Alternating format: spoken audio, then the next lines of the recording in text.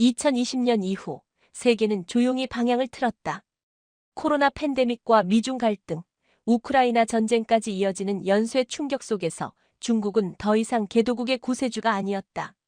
수많은 개발도상국들이 일대일로의 채무 늪에 빠지며 사회 갈등, 정권 교체, 경제 파산을 겪고 있었다. 특히 아프리카는 그 충격이 가장 먼저, 그리고 가장 깊게 드러난 대륙이었다. 한때는 아프리카 54개국 중 46개국이 중국의 인프라 차관을 받고 있었고, 수백억 달러 규모의 고속도로, 항만, 통신망이 중국 자본으로 건설되었다.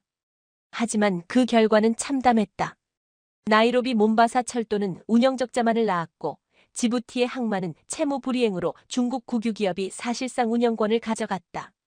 에티오피아는 통신 데이터가 중국으로 빠져나간다는 의혹으로 사회적 파문이 일었고, 루안다, 탄자니아, 가나 등지에선 중국이 준 건 건물이 아니라 족쇄라는 반감이 쌓여갔다. 이러한 상황에서 세계가 주목하지 않은 움직임이 있었다. 바로 한국이었다. 한류라는 문화적 파도와는 전혀 다른 결의 조용하고 치밀한 접근이었다. 한국은 거창한 선전도, 외교 수사도 없이 기술 중심 인간 중심의 인프라 개발 모델을 통해 아프리카에 천천히 침투하기 시작했다. 그 출발점은 의외로 루안다였다. 루안다는 과거 집단 학살의 상흔을 딛고 동아프리카에서 가장 빠르게 디지털 전환을 이뤄낸 국가로 주목받았다.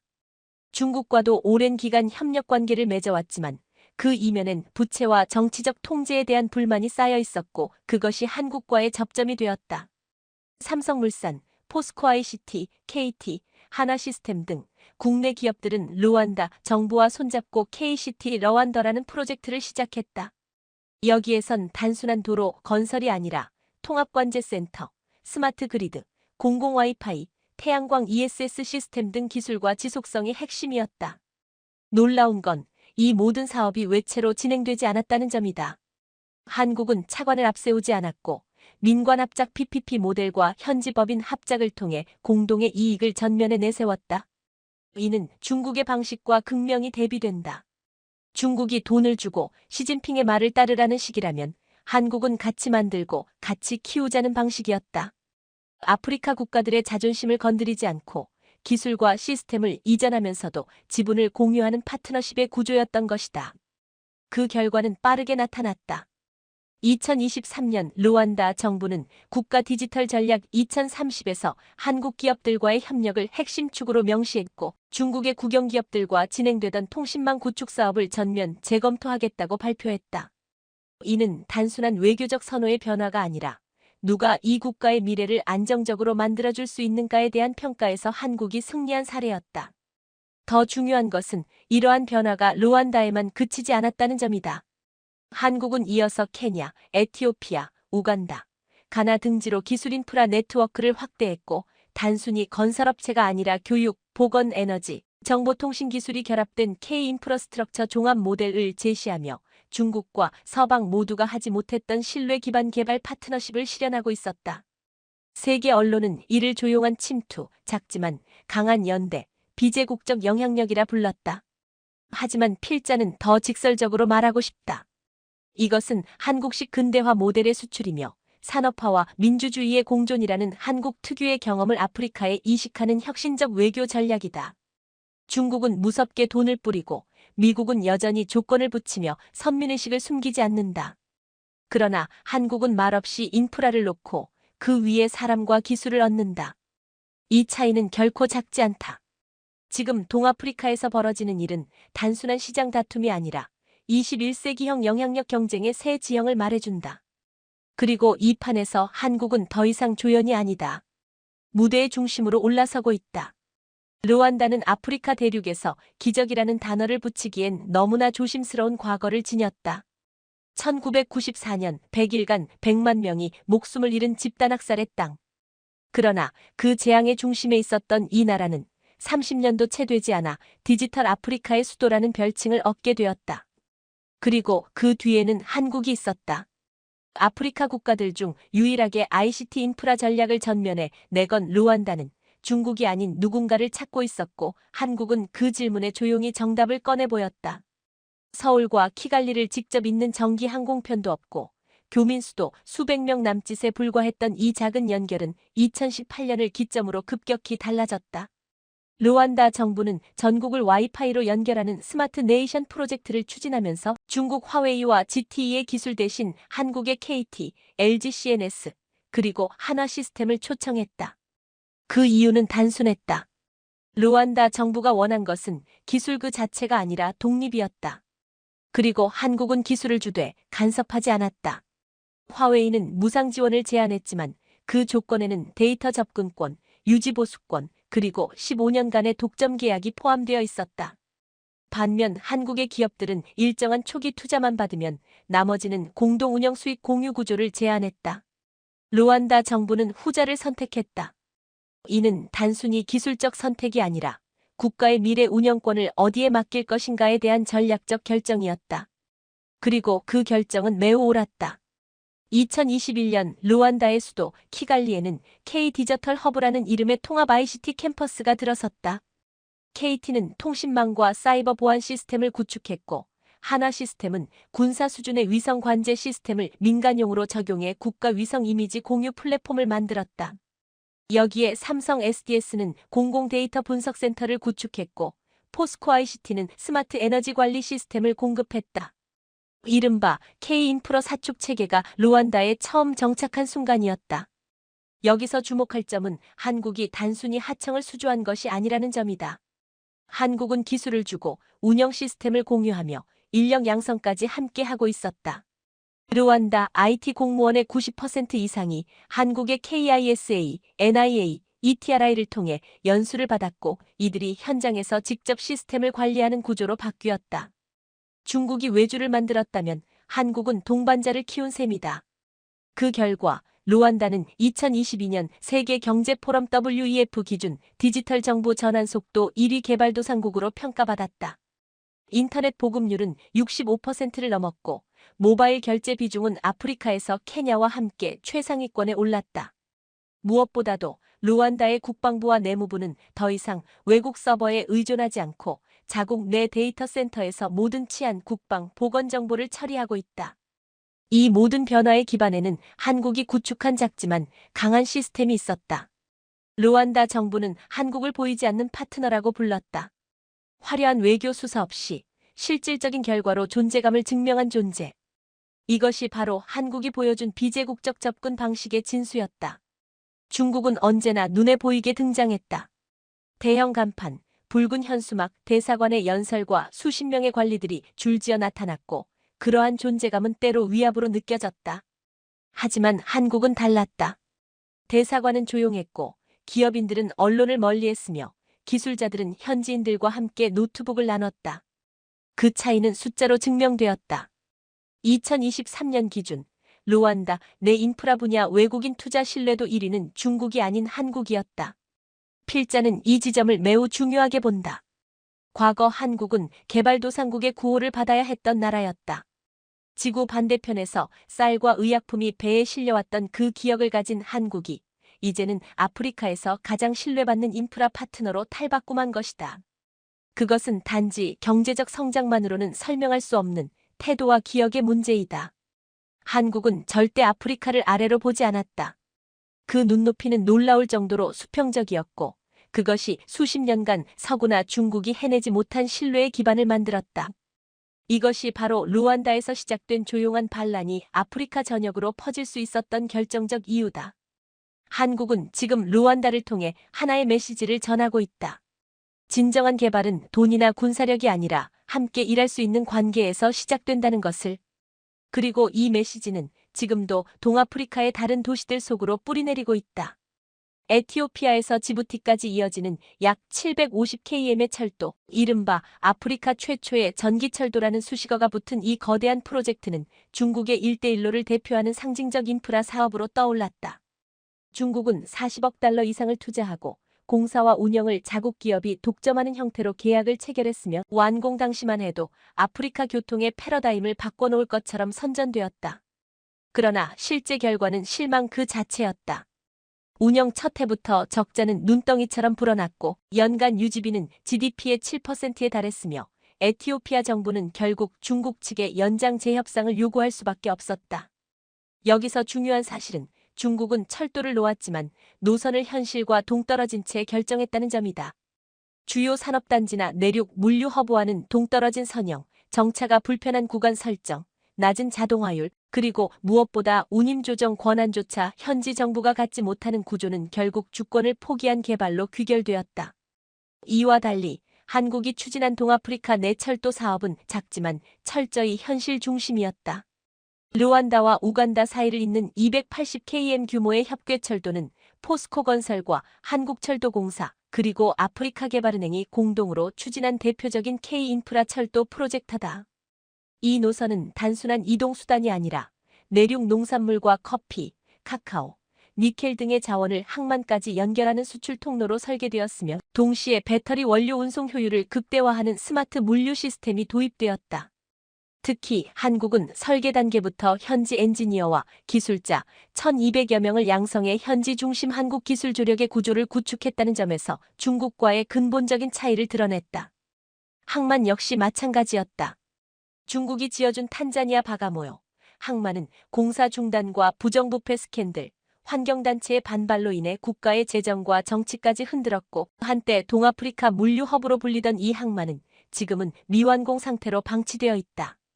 반면 한국은 케냐의 라무 항만을 대상으로 AI 항만 운영 시스템을 구축하고 있으며 이 시스템은 기계화 창고, 스마트 하역 장비, 수출입 세관 시스템을 자동으로 연동하여 항만 정체와 물류 손실을 최소화하는 데에 초점을 맞췄다. 무엇보다 한국의 항만 전략은 규모가 아니라 정확도였다. 중국은 언제나 크기를 강조했고 더 넓은 부지를 확보하려 하며 주변 생태계를 파괴하는 경우가 다반사였다. 그러나 한국은 운영 효율, 에너지 절감, 자동화율을 중심으로 디지털 그린 융합형 항만 개발을 제안했고 이는 수익보다 지속 가능성을 우선시하는 아프리카 국가들의 방향성과 정확히 맞아떨어졌다. 케냐 항만청은 공식적으로 발표했다. 중국이 준 항만은 통제권이 없었지만 한국은 기술만 주고 통제는 넘기지 않았다. 우리는 독립성을 유지한 채 현대화를 이룰 수 있었다. 이 짧은 말 한마디에 아프리카의 수많은 인프라 정책 실패와 그로 인한 반중 정서가 얼마나 뿌리 깊은지를 엿볼 수 있다. 특히 한국은 단지 하드웨어만 공급하지 않았다. KT와 삼성 SDS는 항만 ICT 운영 교육센터를 건설해 케냐와 에티오피아 해양대학과의 연계 커리큘럼을 만들어 항만 운영 인력의 현지화를 추진했고 SKE&S는 탄자니아 항만 인근의 에너지 저장 설비까지 연동해 K스마트 포트 전체 생태계를 구현하고 있었다. 이러한 총합적 시스템 구축은 중국의 단일 하청 구조와는 완전히 다르며 아프리카 주체성을 존중하는 협치형 인프라의 교과서적 모델로 평가된다. 이제 더 이상 인프라는 단순한 건설이 아니다. 철도와 항만은 단지 물리적 자산이 아닌 국가의 흐름, 정보의 연결, 경제의 숨결을 조율하는 핵심 시스템이다. 한국은 이를 정확히 이해했고 그것을 구현할 수 있는 기술력과 경험을 보유하고 있었다. 중국은 이를 여전히 수출용 건설 상품으로만 인식했고 그 차이는 결국 신뢰와 지속성 그리고 선택의 결과로 이어지고 있다. 한마디로 말해보자. 중국은 인프라를 팔았고 한국은 인프라를 심었다. 그 차이가 지금 동아프리카에서 실시간으로 드러나고 있는 것이다. 아프리카 대륙에서 가장 치명적인 자원은 석유도 금도 아니다. 바로 물이다. 특히 사헬과 동아프리카 지역은 매년 반복되는 가뭄과 강우 불균형으로 인해 수자원 관리가 국가 생존과 직결되는 구조이며 이로 인해 많은 아프리카 국가들은 지난 수십 년간 외부 자본에 의존해 대형 댐과 수력발전소를 건설해왔다. 그리고 그 중심에는 늘 중국이 있었다. 중국은 아프리카 곳곳에서 패키지형 댐 건설 프로젝트를 수주해왔다. 우간다의 이스림 댐, 잠비아의 로어카프의 댐, 수단의 메로웨 댐 등이 그 예다. 겉으로 보기에 이들 댐은 국가 전력 수급을 안정화하고 농업용수 문제를 해결할 것처럼 보였지만 현실은 정반대였다. 중국은 댐을 건설하면서 대출을 통해 자금을 빌려주었고 설계 시공 운영까지 모두 자국 기업이 독점하면서 정작 현지 주민들은 전기조차 쓰지 못하는 상황에 놓이게 되었다. 특히 우간다의 이스림 댐은 대홍수를 유발해 하류 지역 2만 명이 강제 이주되었고 전력 생산의 80%는 중국 국영기업이 수출용으로 가져가 버렸다.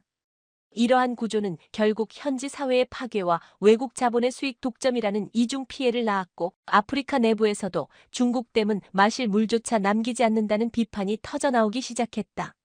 이와는 극명하게 대조되는 사례가 바로 한국의 수자원 공사, 즉 K-워터가 수행한 루안다, 케냐, 모잠비크 일대의 분산형 수자원 프로젝트다. K-워터는 대형 댐이 아니라 중소형 댐과 빗물 저장소, 지하수 관정, 정수 플랜트를 결합한 분산형 수처리 시스템을 도입했고, 이는 중국식 대형 구조물과는 정반대의 철학에서 출발했다. 한국은 애초부터 치수가 아니라 생존을 위한 수자원 관리를 지향했으며, 그 전략은 놀라운 효과를 발휘했다.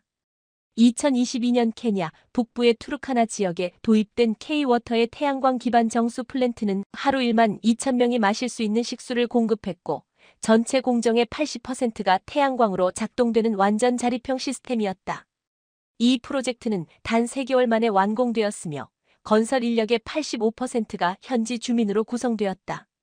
이는 단순한 기술 이전을 넘어 현지화된 생태계 구축이라는 점에서 세계은행과 아프리카개발은행 모두에게 모범 사례로 인정되었다.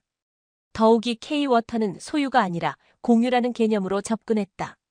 모든 설비는 완공과 동시에 현지 지방정부로 소유권이 이전되었고, 운영은 공공기관 주민협력위원회를 통해 관리되었다. 중국이 댐을 통해 빚과 의존을 남겼다면 한국은 작은 물탱크 하나로 자립과 주권을 심어준 것이다. 잠비아 남부 루사카에서는 K-워터가 구축한 물 에너지 연계 시스템이 작동 중이다. 이 시스템은 소형 수력 터빈과 연계된 정수장과 하수 처리장이 하나의 순환망으로 연결되어 있어 폐수가 에너지로 전환되고 남은 에너지는 마을 전력망으로 되돌아간다. 이처럼 통합형 친환경 인프라 시스템은 기존 중국 모델과 달리 지역 사회의 생태 균형을 해치지 않으면서도 실질적인 경제 효과를 창출하고 있다. 환경적 지속 가능성 측면에서도 한국은 월등했다. 중국이 건설한 댐은 주변 생물 다양성 감소와 수온 변화, 토양 산성화 등의 문제를 야기한 반면 K-워터는 자연 모사형 수리 구조물을 도입해 오히려 생태계 복원을 유도하고 있었다. 실제로 루안다 남서부 지역에 설치된 K-워터의 소형 계곡 보존댐은 이주했던 희귀 어류가 다시 돌아오면서 현지 주민들 사이에서 기적의 물길이라 불리고 있다. 이러한 성과는 단지 기술력의 우위만으로 설명되지 않는다. 한국은 과거 한강의 기적을 이루기까지 수해와 가뭄, 산업화 속에 물 부족을 겪으며 축적한 경험을 갖고 있다. 즉, 한국은 이해하고 있었던 것이다. 왜 깨끗한 물이 단지 생활의 문제가 아니라 정치의 문제이고 사회 안정의 문제이며 국가 정체성의 문제인지. 이것이 바로 기술보다 중요한 자산이었다. 이제 많은 아프리카 국가들은 선택하고 있다. 더 이상 빚을 지고 싶지 않다. 우리 땅에 우리 방식으로 살고 싶다는 간절한 의지가 기술만으로는 해소되지 않는다는 것을 알고 있고, 그 해답이 한국 방식에 있다는 점을 직감하고 있다. K-워터는 물을 통해 단순한 인프라를 넘어 신뢰와 주권, 그리고 공동체의 미래를 설계하고 있었다. 21세기의 아프리카에서 가장 격렬한 전장은 더 이상 땅 위의 자원이 아니라 눈에 보이지 않는 데이터의 흐름이다. 이제 인터넷이 없으면 학교도, 병원도, 금융도 존재할 수 없으며, 정보 인프라가 결여된 국가는 외교는 물론 주권조차 위협받는 시대에 들어섰다. 이러한 변화를 가장 빠르게 받아들인 대륙이 아프리카였고, 그 가장 치열한 실험장이 바로 동아프리카였다. 그 전장에 한국이 들어섰다. 그리고 조용히, 그러나 결정적으로 판을 뒤엎기 시작했다. 그 시작은 오직 인터넷망 구축이었다. 2021년 에티오피아 정부는 기존 화웨이 장비 기반의 통신 시스템이 국가 데이터를 중국으로 유출하고 있다는 우려를 제기했고, 결국 전면적인 기술 교체를 선언했다. 이때 등장한 것이 바로 한국의 KT와 LGU 그리고 중소위성통신 기술 기업들이 연합한 K-디지털 연합체였다. 한국은 비용 절감, 기술 독립, 암호화된 국지 통신망 제공이라는 세 가지 조건을 충족시키며 기존 중국 시스템을 대체할 수 있는 유일한 후보로 떠올랐다. 무엇보다 한국의 접근은 유연하고 실용적이었다. 중국은 전체 국가망을 통제하려 했고, 서버를 베이징으로 연결해 정보 주권을 사실상 장악하려 했다면, 한국은 각 도시 지역별로 독립적 통신 노드를 구축해 현지 정부가 직접 운영할 수 있도록 했다. 이러한 지방 자율 통신망 모델은 루안다, 탄자니아, 케냐에서 폭발적인 환영을 받았고, 특히 교육과 헬스케어 분야에선 즉각적인 효과로 이어졌다. 예를 들어 루안다 북부의 무소재 지역에서는 KT와 현지 벤처기업이 협력해 오지 기반 원격 의료 플랫폼을 설치했으며 서울대병원 의료진과 실시간 원격 진단을 통해 하루 400명 이상의 진료가 가능해졌다. 이러한 시스템은 전력 공급이 불안정한 환경에서도 배터리 백업과 로컬 서버 시스템으로 작동되며 중국의 클라우드 의존형 시스템과는 완전히 다른 자립 구조를 제공한다. 한국이 단순히 기술을 가져다 놓은 것이 아니라 환경에 맞게 조율하고 적응시킨 디지털 외교의 정수가 여기에 있었다. 그러나 한국의 진짜 승부수는 지상망이 아닌 하늘 위에서 내려왔다. 2022년 한국항공우주연구원 KARI과 한화에어로스페이스, KTSAT가 공동 개발한 소형 위성통신 시스템이 아프리카 상공에 배치되었고 이는 스타링크 STARLINK나 중국의 텔렌 위성망과 전혀 다른 전략으로 접근했다. 한국 위성은 대형 저궤도망 대신 지역 집중형 소형 위성군을 통해 광범위하지는 않지만 정확하고 안정적인 국지 통신 지원에 초점을 맞췄다. 이 기술은 특히 국경지 대산 간호지 분쟁 지역에서 빛을 발했다. 탄자니아 북부의 응고롱고로, 분화구 지역, 케냐 남단의 마사이 부족 거주지, 콩고 민주공화국 접경의 밀림 지역 등에서는 기존 인터넷망이 전무했지만 K-위성이 제공한 저지연 통신 기술 덕분에 실시간 재난 경보, 산불 감시, 그리고 유전자 질병 추적 시스템이 작동되기 시작했다. 이러한 사례들은 유엔 개발기구 UNDP 보고서에 정식으로 등재되었고 한국의 위성 기술은 세계에서 가장 소리 없는 혁신으로 평가받았다. 무엇보다 이 위성 시스템은 접속료가 무료였다. 한국 정부와 기업이 운영 비용을 초기 부담하고 일정 기간 후에 현지 정부나 시민단체가 인수하여 자립형으로 전환하는 방식이었다. 중국이 위성을 통해 검열과 과금을 강화했다면 한국은 위성을 통해 신뢰와 자유를 심었다. 그리고 이 차이는 아프리카의 젊은 세대에게 즉각적인 인식 변화로 나타났다. 2023년 케냐 나이로비 대학과 가나 정보통신대학이 공동으로 실시한 아프리카 디지털 파트너 국가 인식 조사에 따르면 20대 30대 응답자 중 61%가 한국을 가장 선호하는 디지털 협력 국가로 꼽았으며 중국은 4위로 밀려났다. 그 이유로는 데이터 통제를 하지 않음, 현지 문화 존중, 기술 전수를 통한 교육 기회 등이 포함되었고 이는 단순한 기술력 이상의 디지털 인격의 문제임을 시사했다. 한국은 이제 통신망을 넘어서 디지털 인프라 전체 생태계를 만들고 있었다. 네트워크, 클라우드, 인공지능, 사이버 보안, 심지어 전자정보 시스템까지 K-디지털은 점점 정부의 작동 방식 자체를 변화시키고 있었고 이는 중국식 폐쇄형 시스템과는 본질적으로 다른 가치 기반에 뿌리를 두고 있다. 필자는 이것이 아프리카에게 단지 인터넷이 아니라 새로운 민주주의 인프라를 제공한다고 생각한다. 한국은 그 누구도 하지 못한 방식으로 접근했다. 무기를 들지 않고 언어를 강요하지 않고 자율권을 존중하며 기술을 이전했다. 그 모든 과정 속에서 가장 중요한 무기가 된 것은 인터넷과 위성이라는 보이지 않지만 모든 것을 연결하는 한국의 손길이었다. 아프리카에 진출한 대부분의 외국 세력은 항상 똑같은 목적을 품었다. 금, 구리, 코발트, 석유 같은 자원을 확보하고 그것을 본국으로 실어 나르기 위한 통로를 장악하는 것, 그것이 서방 제국주의의 전통적인 식민 경제 모델이었고 현대의 중국 역시 이 틀에서 벗어나지 못했다. 중국은 콩고 민주공화국에서 히토류 광산을 운영하며 노천 개발 방식으로 환경을 파괴했고 나이지리아에서 석유 시추권을 독점하는 대신 항만, 고속도로, 공항을 패키지로 수출했다. 그러나 한국은 달랐다. 한국은 자원을 직접 추출하는 데 관심을 두지 않았다.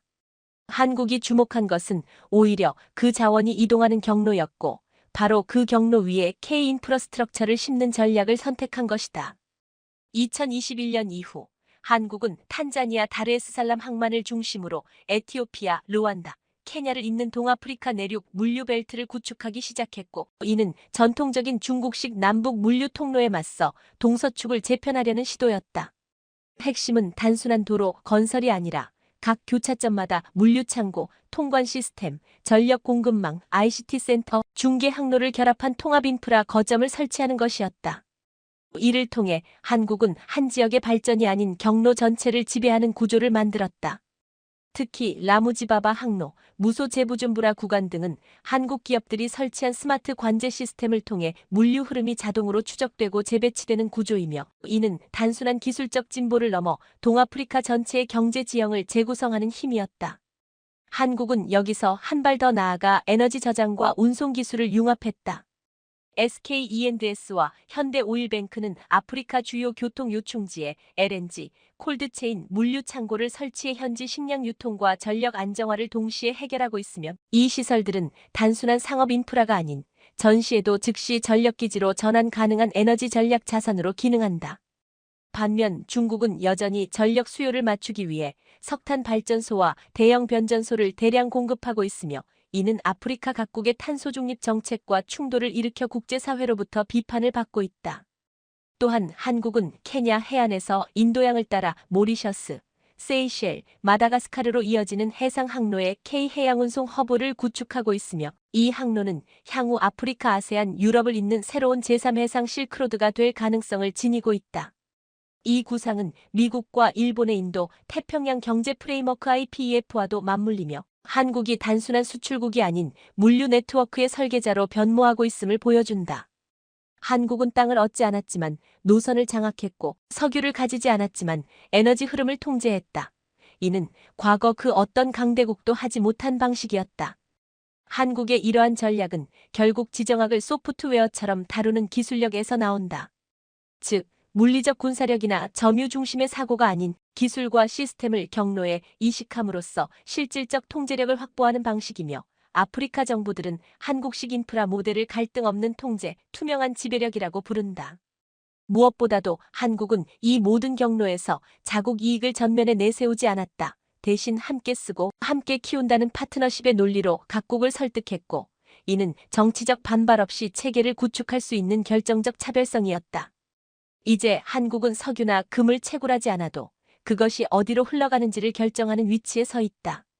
인프라를 통해 경로를 설계하고, 데이터를 통해 흐름을 제어하며, 기술을 통해 신뢰를 축적하는 국가로 아프리카에서 제정이 되고 있는 것이다. 중국이 땅을 사고 기지를 세운다면 한국은 길을 깔고 연결을 만들며 경로 자체를 설계하고 있다. 그것이 바로 21세기형 패권의 새로운 얼굴이다. 인프라란 단순히 도로와 전력망만을 의미하지 않는다. 그것은 사람의 인식과 일상, 그리고 국가의 미래를 형성하는 가장 깊은 구조이며, 한국은 이 사실을 누구보다 먼저 깨달았고, 그래서 아프리카에 진출한 한국의 인프라는 늘 두 겹으로 구성되어 있다.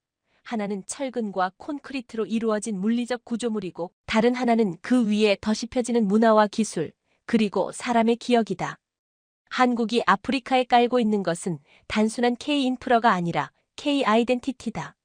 르완다와 케냐, 가나와 에티오피아에서는 스마트시티 건설과 동시에 K-컬처 복합센터가 함께 설계되고 있었고, 이 공간들은 단순한 홍보관이 아니라 한국의 문화, 교육, 창업, 미디어 기술을 동시에 제공하는 융합 플랫폼으로 기능하고 있으며, 실제로 르완다, 키갈리의 K-퓨전 랩은 매주 수천 명의 젊은이들이 찾아와 한류 콘텐츠 제작, 웹툰 창작, 한국형 코딩 교육을 접하고 있는 실험장이자 미래의 경제 생태계를 예비하는 거점이 되었다.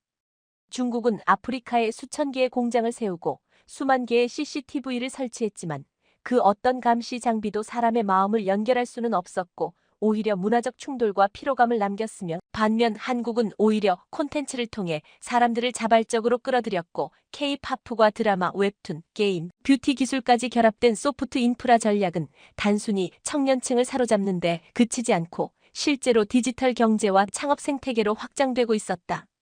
에티오피아의 아다마 대학교에는 2023년부터 정식 한국형 스마트 교육 과정이 개설되었고, 이 커리큘럼은 서울의 이화여대와 공동 설계된 것으로 전통적인 교실이 아닌 메타버스 기반 교육 플랫폼으로 구성되었으며, 수업 언어는 영어지만 사용자 인터페이스는 한국식이다. 이처럼 한국은 단순히 기술을 전달하는 것이 아니라 사용 방식 자체를 한국화하고 있었고, 이는 교묘하고도 효율적인 문화 확산 전략으로 작동하고 있었다. 무엇보다 놀라운 것은 아프리카 청년들이 한국을 단순한 선진국이 아닌 배울 수 있는 미래로 인식하고 있다는 점이며, 이는 유럽이나 미국이 갖지 못한 지점이다. 유럽은 식민지의 기억을 남겼고 중국은 채무의 흔적을 남겼지만, 한국은 한 세대 전까지만 해도 스스로 개발도상국이었고, 그래서 그들의 언어를 알고 고통을 이해하며 같은 경로로 올라온 선배로서의 설득력이 있었다.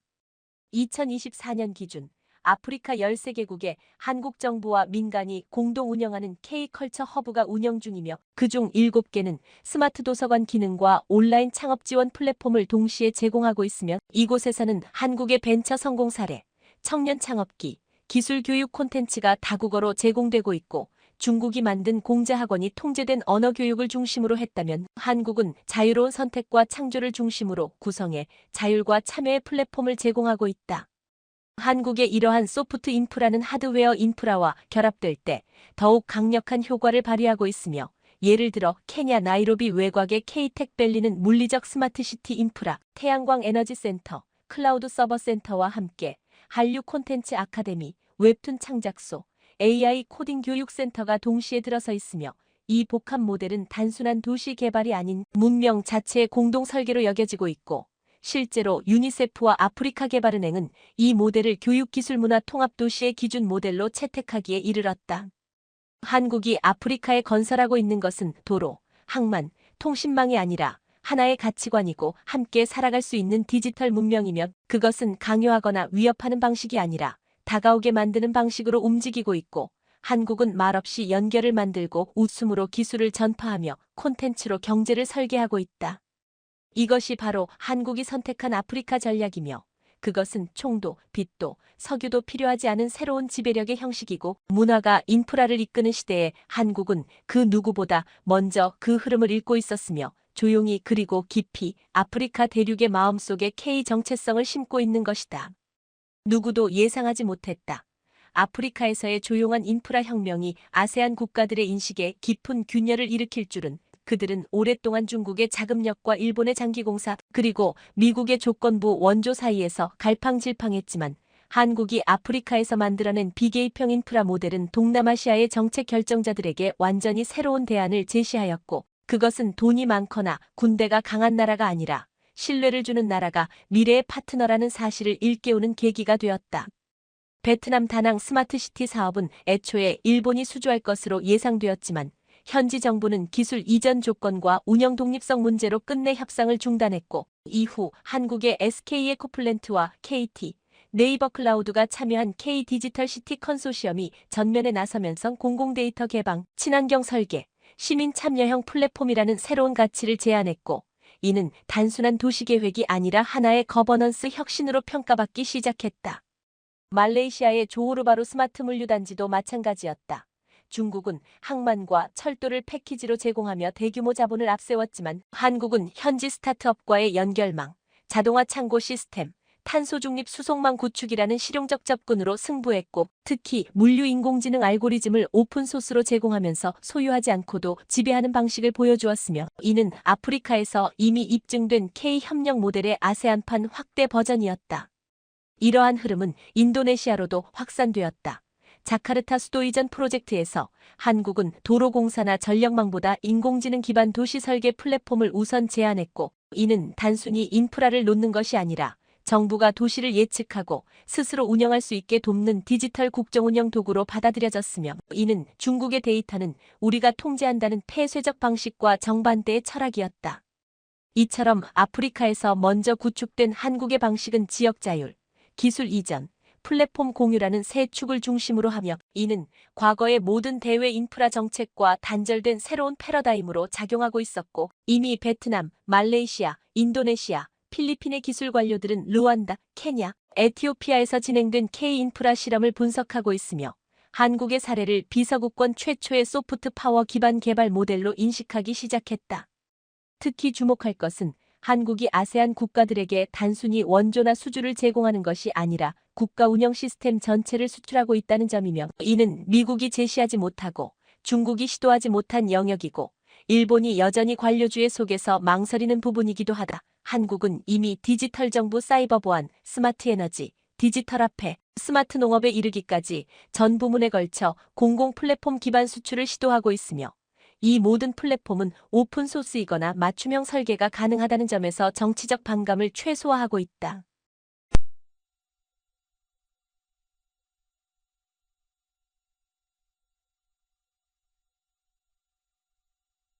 기술 데이터 운영 방식의 확산을 통해 전략적 영향력을 행사하는 네트워크형 권력 구조로 기능하고 있으며, 이 구조는 무력도 필요 없고 군사기지 설치도 필요 없으며 심지어 수출입 조건마저 느슨해도 작동 가능하다는 점에서 과거 모든 강대국 전략과 본질적으로 다르다.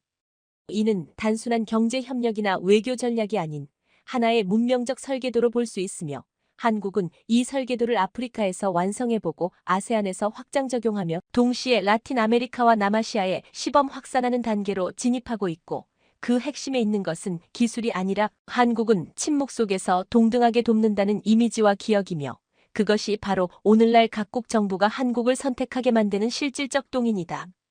이제 한국은 아세안에서 단순한 제조업 기지나 소비시장 대상국이 아니라 정책 파트너, 디지털 전환 동반자, 공동기술 설계자로 받아들여지고 있고, 그 모든 출발점은 아이러니하게도 아프리카였다.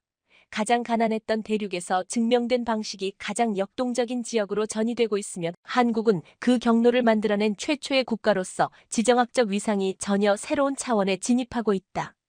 인프라는 단순히 구축하는 것으로 끝나지 않는다.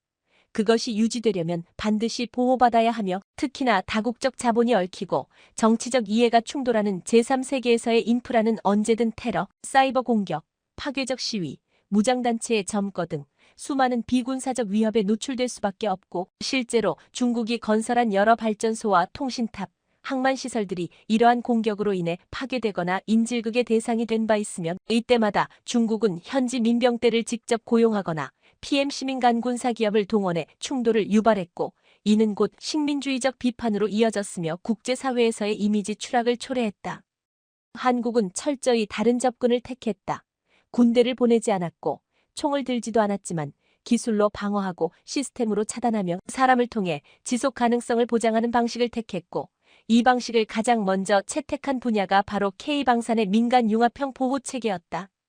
르완다와 케냐, 우간다의 K 스마트시티 중심에는 스마트 보안관제 시스템이 설치되어 있고, 이는 단순 CCTV가 아니라 AI 기반 패턴 분석 무인 탐지 비상경보 드론 대응 체계가 통합된 구조로 범죄 폭력무단 침입 화재 에너지 유출 등을 실시간 감지하고 있다.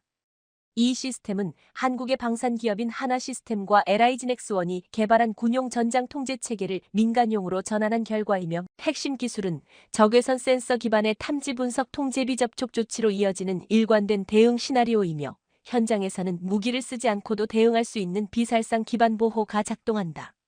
케냐 나이로비 외곽의 K 데이터 센터에서 실제로 발생한 정전 위협 시나리오에서도 이 시스템은 외부 전력선 절단을 사전 탐지하고 자체 축전 배터리 시스템과 자동 방화 시스템이 작동하여 피해를 막았고, 이후 드론이 자동으로 출동해 주변 지역을 탐색하며 침입 흔적 여부를 확인하는 절차가 전혀 군사력이 개입되지 않은 상태에서 실행되었고, 이는 아프리카 현지 정부들에게 새로운 형태의 보호력으로 인식되기 시작했다.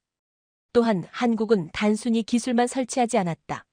이 보호 시스템을 현지 기술자들이 직접 운용할 수 있도록 교육하고 유지보수부터 운영까지 모든 과정을 완전 현지화했으며, 이는 한국이 기술을 무기화하지 않고 민주화된 자산으로 만들었다는 점에서 결정적인 차별성을 보여준다.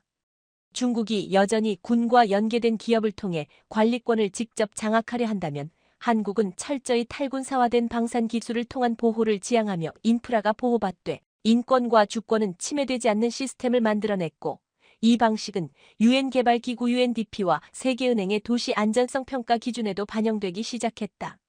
하나디펜스는 에티오피아와 가나에 K-모듈 기지형 방호 키트를 수출했으며, 이는 병력이 아닌 기계 기반의 원격 경계 시스템, 드론 추정망, 생체 정보 출입 통제 기술을 포함한 통합 모듈로 구성되어 있으며, 기지를 지키기 위한 병력이 아니라 기술로 관리되는 자율 방어 생태계를 지향하고 있고, 이러한 접근은 한국이 더 이상 전통적인 방산 수출국이 아니라 안보 솔루션 제공국으로 정체성을 전환하고 있다는 증거로 볼 수 있다. 더욱 흥미로운 점은 한국이 이러한 기술 기반 보호 체계를 전시 상황을 가정한 인프라 재난 대응 시스템으로도 확장하고 있다는 사실이며, 르완다에서는 실제 분쟁 상황에 대비한 재난 피난 알고리즘이 스마트 시티에 내장되어 있고, 이를 통해 위기 발생 시 모든 주요 건물과 하부 구조물들이 자동 차단되고 경로별 대피 시스템이 음성으로 작동되며, 드론이 고도 30m 상공에서 열 탐지 장비로 인명 분포를 파악해 피난 유도를 실행하는 시나리오까지 적용되어 있으며, 이는 한국이 단순한 평화 상황의 인프라 관리뿐 아니라 위기 시의 회복력까지 설계하고 있다는 강력한 메시지를 주는 대목이다. 이처럼 한국은 인프라를 건설하고 떠나는 것이 아니라 그것이 위험에 노출되지 않도록 기술로 감싸고 현지 주체가 이를 운용하도록 교육하며 무력 대신 신뢰로 공간을 방어하는 구조를 설계하고 있으며 이것이야말로 한국이 선택한 비무장적 우위의 전략이고 아프리카는 지금 그 실용성과 윤리성, 지속 가능성을 동시에 경험하고 있다. 인프라는 더 이상 내수 경제의 문제도 개발도상국 지원 수단도 아니다. 그것은 이제 명백히 전략 외교의 도구로 진화했고 한국은 이 사실을 아프리카와의 협력에서 먼저 실증한 뒤 이를 국제무역 질서와 외교 협상 테이블 위로 끌어올리는 데 성공했다. 과거에는 군사력과 자원 보유가 외교 협상의 칩이었다면 지금 한국은 인프라 구축 능력 자체를 협상의 카드로 사용하고 있으며 그것은 원조도 아니고 시혜도 아닌 상호이익에 기반한 구조적 영향력이다. 2023년 한국과 가나 사이에 체결된 디지털 인프라 연계형 부분 FTA는 전 세계 무역 관계자들을 놀라게 했다. 이 협정은 단순히 상품 관세를 조정하는 것이 아니라 클라우드 인프라 제공과 전자정부 시스템 구축을 선제 조건으로 설정하고 그 결과로 데이터 이동과 디지털 제품 교역이 가능한 구조로 설계되었으며 이는 기존의 무역 협정을 기술과 운영으로 맞바꾸는 새로운 형태의 FTA였고 이 모델은 이후 탄자니아, 케냐, 루안다, 우간다 등으로 빠르게 확산되었다. 한국이 가능했던 이유는 단 하나다. 이미 해당 국가들의 물리적 인프라, 교육 플랫폼, 디지털 행정 시스템을 구축해 놓았기 때문이다. 다시 말해 현지 정부가 한국식 플랫폼을 기반으로 운영되고 있었기에 관세 세제 정보 보안 디지털 통관 등 모든 협상 조건이 기존 서방 국가들보다 훨씬 빠르고 유연하게 조율될 수 있었고 그 결과 한국은 인프라의 언어로 협상 테이블을 주도할 수 있는 구조적 우위를 갖게 된 것이다. 이는 WTO나 OECD에서조차 관측하지 못했던 외교 전략의 전환점으로 평가되고 있으며 특히 2024년 서울에서 열린 제3차 한아프리카 정상회의에서는 K-인프라 기반 포괄적 디지털 경제 동맹이 공식 의제로 상정되었고 여기에는 단순한 하드웨어 제공을 넘어선 데이터 주권 보장, 기술 이전, 민간 주도의 운영권 공유가 명시되었으며 이는 미국의 클린 네트워크, EU의 글로벌 게이트웨이, 중국의 디지털 실크로드와는 전혀 다른 개념으로 실질적 상호작용과 현지화에 성공한 유일한 외교 자산이라는 평가를 받게 되었다.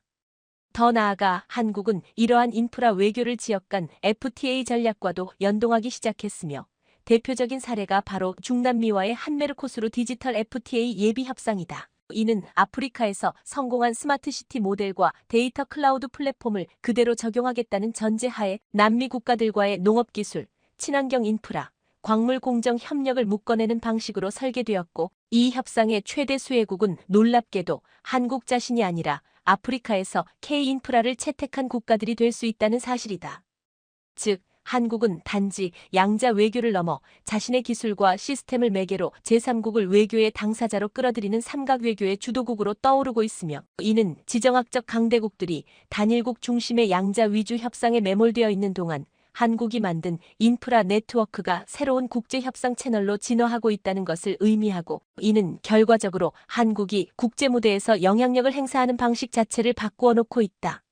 과거에는 국방안 보경제력에 따라 국제기구 내 투표권, 협상권, 의제 제한권이 배분되었지만 이제는 누가 플랫폼을 설계했는가, 누가 데이터 흐름을 장악하고 있는가, 누구의 시스템을 쓰고 있는가가 외교력의 핵심으로 바뀌었고 이 새로운 시대에 한국은 가장 눈에 띄지 않게 그러나 가장 광범위하게 영향력을 행사할 수 있는 국가로 부상하고 있으며 그것은 아프리카에서의 실적을 바탕으로 아세안, 중남미, 중동, 심지어 동유럽까지 K-인프라 외교의 지경을 넓히고 있는 구조적 권력의 재편 과정이다. 이처럼 인프라는 이제 더 이상 건설업자의 영역이 아니라 외교관의 칼날이며 전략가의 지도이며 협상가의 계산기가 되었고 한국은 그 어떤 무기를 들지 않고도 그 어떤 자원을 내세우지 않고도 그 어떤 언어의 우월성도 주장하지 않고서 단지 함께 일하고 남겨두는 기술의 구조로 전 세계의 문을 열고 있는 것이다.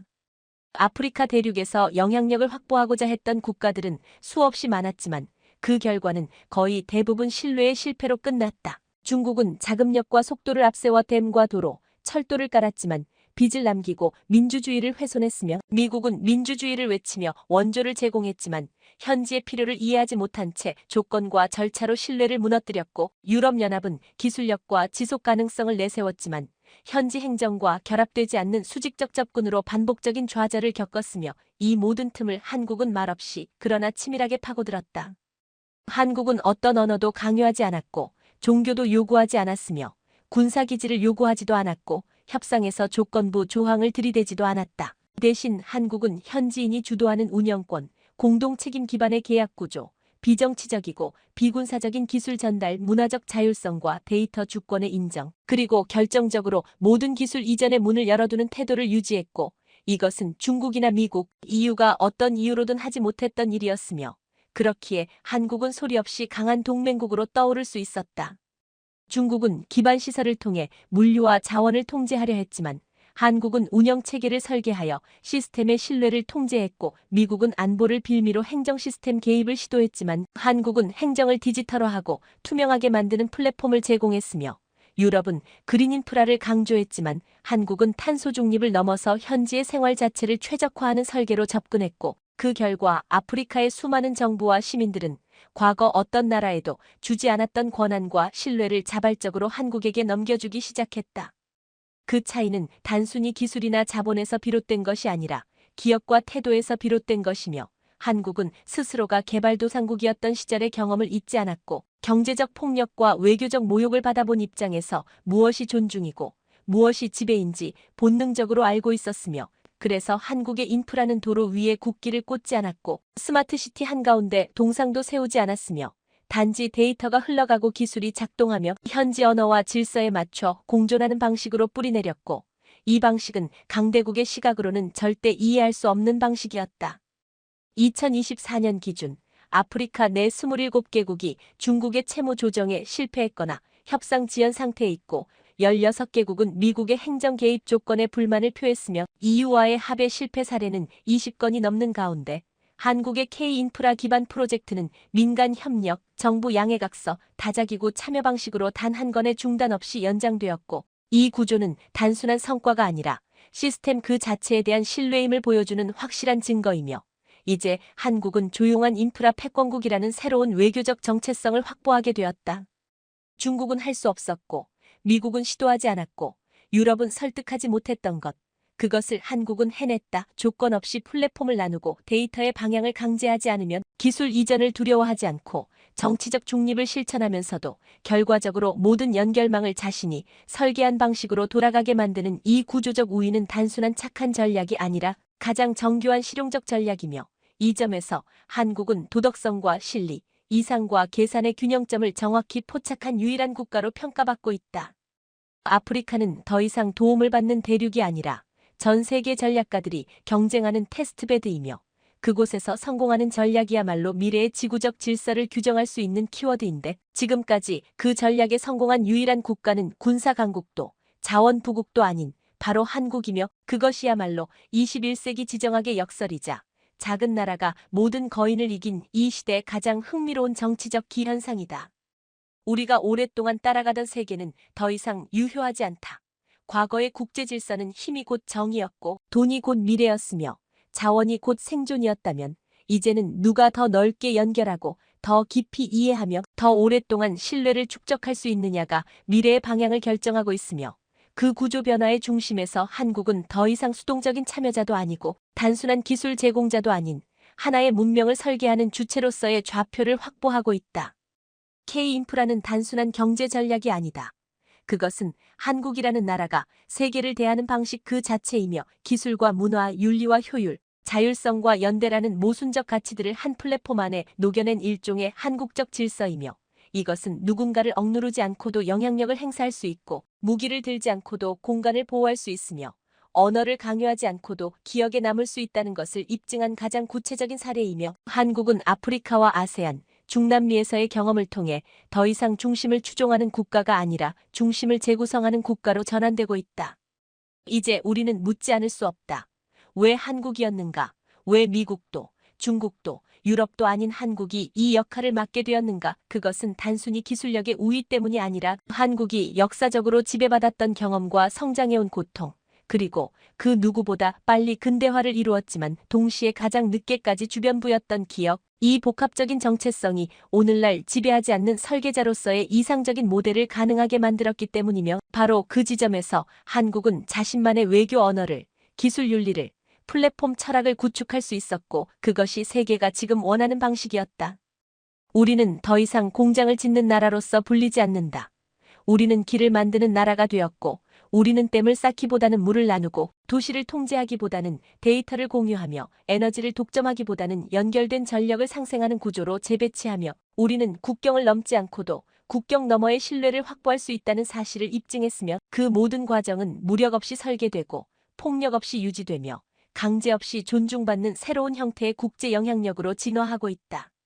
지금 세계는 혼란스럽다. 지정학은 뒤엉켰고 기후위기는 심화되며 기술은 윤리를 앞서가고 있고 강대국들은 예전보다 더 많은 무기를 들고 더 적은 해단만을 들고 협상 테이블에 나서고 있지만 바로 그 순간 한국은 더 작은 목소리로 더 많은 해결책을 제시하고 있으며 그 목소리는 누구의 것도 강요하지 않지만 누구에게나 공명되고 있고 K-인프라는 바로 그 목소리의 물리적 구현이자 21세기형 질서의 프로토타입이다. 이제는 선택의 문제가 아니다. 이제는 방향의 문제이며 한국은 전통 강대국의 질서와는 다른 궤적을 걸어왔고 이제 그 대안적 궤적이 하나의 국제 기준으로 자리 잡고 있으며 그것은 누구보다 현실적이고 누구보다 조용하며 누구보다 강하게 작동하고 있고 결국 21세기 인류 문명이 어디로 나아갈지를 결정짓는 그 방향에서 우리는 지도에 없는 길을 설계하는 국가로 남을 것이다. 최근 미국 해군 장관이 한국 조선소를 보고 엄청난 충격에 빠졌다고 합니다. 한국 조선업 기술과 생산 능력을 실제로 목격하고는 이건 정말 반칙이다며 놀라움 금치 못한 건데요. 상황이 이러자 조선업 역량이 심각하게 쪼그라든 미국에서 반드시 한국과 협력해야 한다는 주장이 거세지고 있다고 합니다.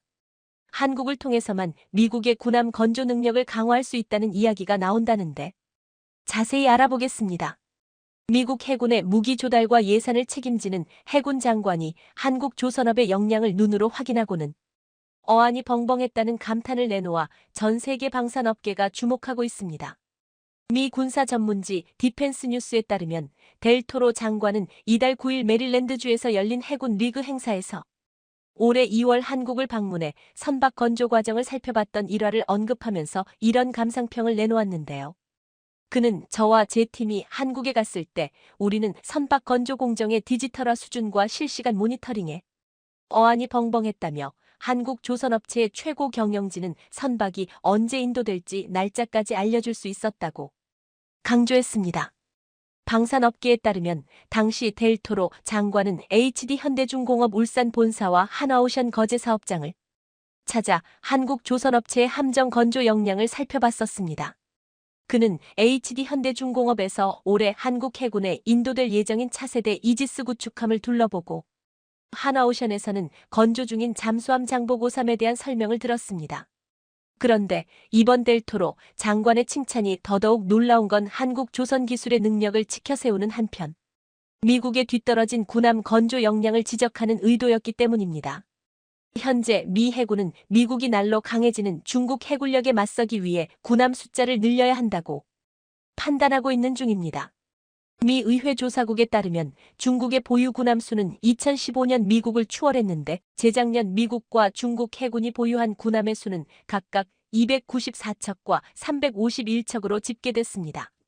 이런 이유로 작년 3월 델 토로 장관은 미 상원 청문회에서 2028년이 되면 중국 해군의 군함 수는 440척 이상으로 늘어나지만 미 해군의 군함 수는 291척이 될 것이라며 군함 전력 증강 필요성을 역설했습니다. 하지만 냉정하게 보면 미국 자체 역량으로는 군함을 갑자기 늘리기에는 턱없이 부족한 게 현실입니다. 와 관련해 델 토로 장관은 지금 우리는 세계에서 가장 우수한 군함을 어떤 때는 글로벌 기술 수준보다 수십 년은 뒤처진 조선소에서 건조하고 있다며 미국의 조선소는 너무나도 많은 시간과 노동력, 세금이 필요한 비효율적인 방식이고 다른 경쟁자들과 격차를 유지하기에 너무 부족하다고 지적했습니다. 상황이 이러자 미국 내에서 대책 마련에 나섰고 결국 동맹국인 한국 조선업 능력에 최근 눈독을 들이게 된 겁니다. 델토로 장관도 한국은 우리보다 훨씬 적은 비용으로 이지스 구축함을 포함한 고품질 선박을 건조한다며 이들과의 협력이 미 조선업의 위기를 이겨낼 방안이라고 강조했습니다. 그는 미국 내 자회사를 설립하고 상업용 조선소에 투자할 최첨단 조선업체를 유치할 기회가 있다며 미국 조선업을 현대화하고 규모를 키울 기회라고 봤습니다. 사실 델토로 장관은 작년 9월 하버드대 케네디 스쿨 연설에서도 중국에 뒤처진 미국의 조선업을 강화하기 위한 해양 국정 운영 구상을 공개했는데 그때도 한국과의 협력 필요성을 강조했었습니다. 여기에 더해 미국 워싱턴 D.C.에서 열린 해양항공 우주 전시회 기조 연설에서도 한국을 언급하며 재차 이야기했었는데요. 이런 가운데 HD 현대중공업과 하나오션이 조만간 미국을 직접 방문해 함정 MRO 사업 협력에 대해 의견을 나눌 가능성이 있어 보입니다. 여러 차례 언론을 통해 한국 조선업체를 미국으로 초청해 추가 논의를 진행하겠다는 의지를 밝혔던 만큼 구체적인 논의가 이어질 것으로 기대됩니다.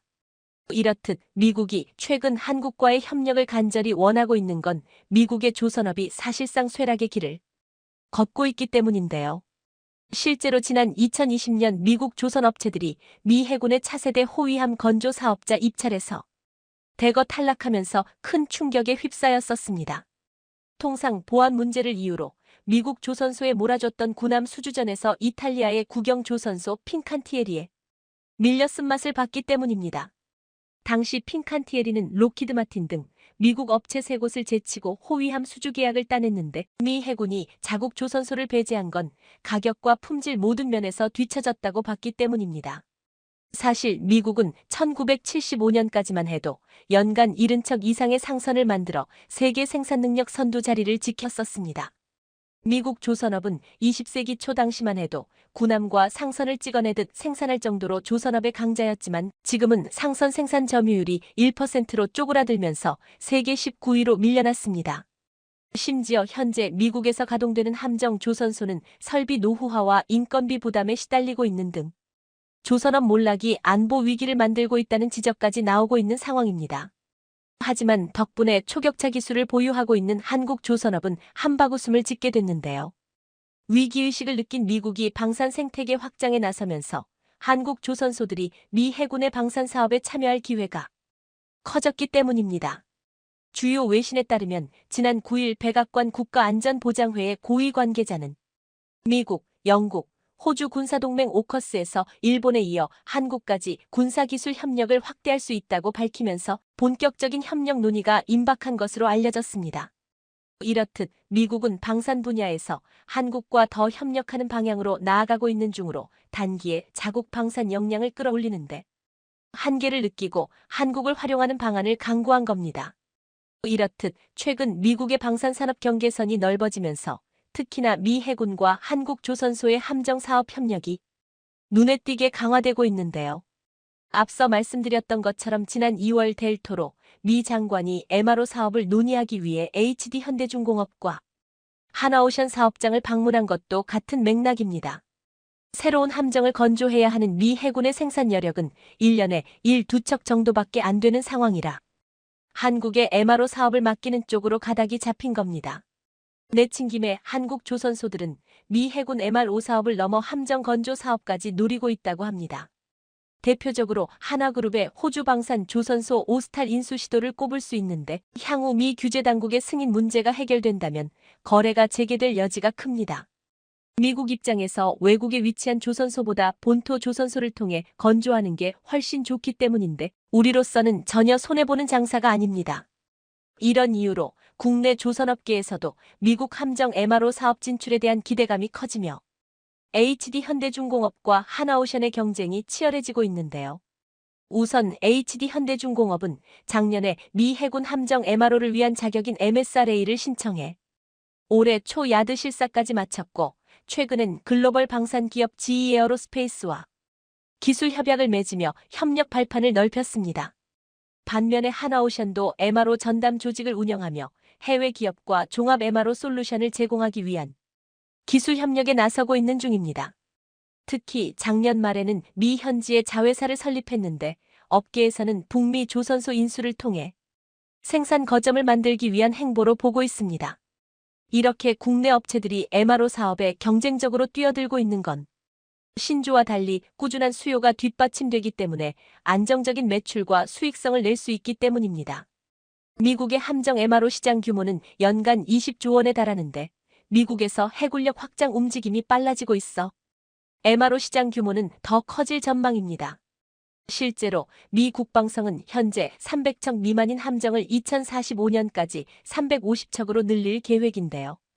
여기에 더해 미국의 조선업 쇠퇴로 수립뿐 아니라 생산 역량도 위축된 상황이라 미국과의 조선 협력이 향후 신조 분야까지 확대될 가능성이 높은 것도 호재입니다. 현행법상 미국은 해외에서 함정을 건조하는 걸 금지하고 있는데 미국이 국외 조선소에 문호를 개방하고 있는 추세인 만큼 이러한 규제도 사라질 거라는 관측이 우세합니다. 이뿐 아니라 HD 현대중공업과 하나오션은 한국형 차기 구축함 건조 사업 수주를 놓고도 치열한 경쟁을 하고 있는데요. 최근 방사청이 HD 현대중공업의 해군 사업 입찰 자격을 유지하기로 결정하면서 국내 함정 건조 마수인 두 기업의 경쟁이 달아오를 전망입니다. 한국형 차기 구축함 KDDX 건조 사업 입찰에 걸린 사업비는 총 7조 8천억 원에 이를 것으로 추산되면서 피 터지는 경쟁이 예고되고 있습니다. 그런데 사실 그전까지만 해도 HD 현대중공업이 국내에서 많은 수주 물량을 가져가긴 했는데요. 대한민국 해군의 최신 이지스 구축함인 HD 현대중공업의 정조대왕함은 기술 원조국이라 할 수 있는 미국 이지스 구축함에 필적하다고 평가받고 있습니다. 이지스 구축함 건조 능력은 이미 미 해군도 인정하고 있는데 심지어 이지스 전투체계 도입비를 제외한 건조비는 미국의 절반 수준이고 건조 기간은 1년 가까이 짧습니다. HD 현대중공업은 정조대왕함을 올해 안에 우리 군에 인도할 예정인데 정조대왕함은 북한 탄도미사일을 추적할 수 있는 이지스 전투체계와 함대공 요격 미사일을 탑재하고 있어 북한 미사일 방어에 핵심적인 역할을 여기에 더해 얼마 전 HD 현대중공업이 페루에서 6,200억 원 규모의 함정 4척을 수주하는 등 중남미 함정 시장까지 진출해 전 세계 방산업계의 주목을 받았는데요. 그런데 최근 하나오션도 만만치 않아 결과를 쉽게 예측할 수 없는 상황입니다. 실제로 작년 7월 하나오션은 HD 현대중공업을 제치고 5년 만에 8,300억 원 규모의 군함 수주 전쟁에서 승리했는데요. 앞서 방사청은 울산급 배치 356번함 건조 우선 협상자로 하나오션을 선정했는데 당시 하나오션은 박빙의 승부 끝에 0.142점이라는 근소한 차이로 승리했습니다. 그런데 정말로 잠수함 분야는 하나오션이 강점을 갖고 있어 아무도 결과를 예측할 수 없는 상황입니다. 지난 5일에는 하나오션이 MRO 사업을 검토 중인 미국, 호주 등 해외 군 관계자들을 거제 사업장으로 초청해 함정 건조와 정비 현장을 소개했었는데요. 당시 하나오션은 동급 세계 최강 성능을 보유한 장보고 3배치 1 잠수함을 전면에 내세워 창정비 및 성능 개량 작업 현장을 공개하며 이목을 집중시켰습니다. 이를 본 미 해군 관계자들은 하나오션의 잠수함 건조 경쟁력에 놀라움을 금치 못하며 MRO 사업에 대한 참여 의지가 인상적이었다는 반응을 보였다는데요. 치열한 경쟁으로 전체적으로 수준이 높아진 한국 함정의 건조 능력이 얼마나 뛰어난지 미국에서도 두 팔을 걷어붙이고 찾아올 판입니다. 이번 기회를 발판 삼아 함정 건조 능력을 더 발전시켜 진짜 미국 시장을 다 집어삼킬 수 있길 기대해 봅니다.